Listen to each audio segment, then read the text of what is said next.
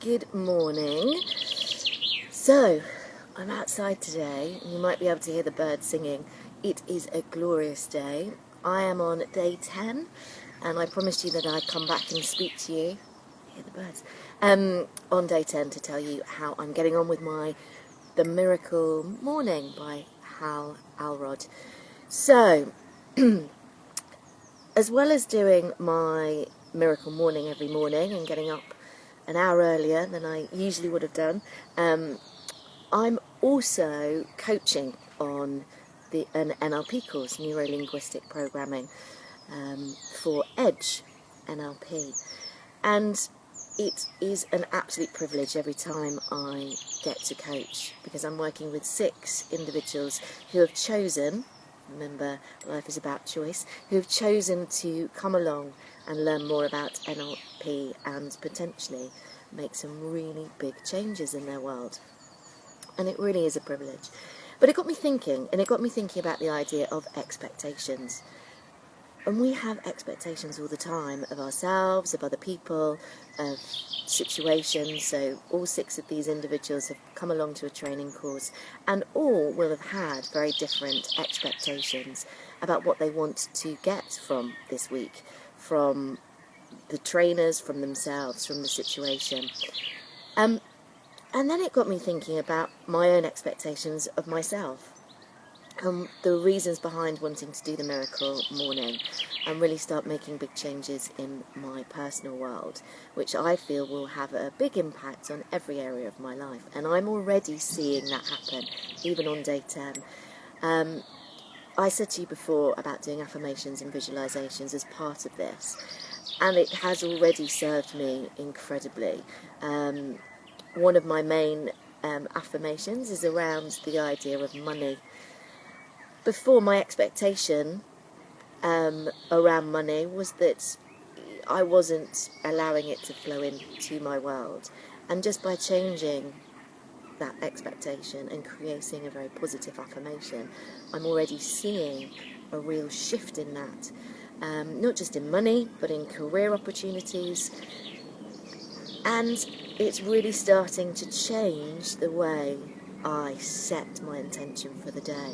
So just going back to expectation, I'm somebody who makes lists, and I'm sure some of you can relate to this.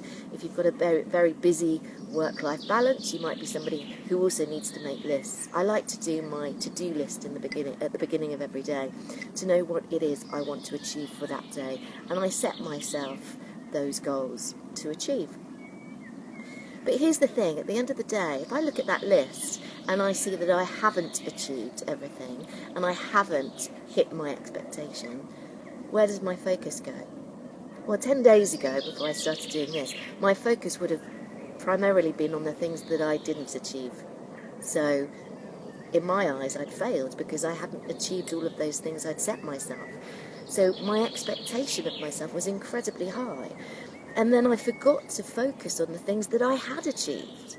So I think as humans we have a real tendency to focus on the things that we don't achieve, the goals that we don't manage to hit at that particular time, rather than thinking, hang on a minute, look at all the things I have done today, look at all the things I have managed to achieve. And sometimes life throws a curveball, and that might be that your child is sick and not able to go to school. Happened to me a few weeks ago. So all of those things that I set myself for the day had to be put to one side. And the other thing I'm really learning from this is about being present, and being present in the now. So if things like that do happen, I don't sit in that element of frustration and annoyance at the fact that, oh, it's a day lost and I haven't managed to do this. How wonderful that I get the opportunity to spend that day with my child, a day that I may not have had.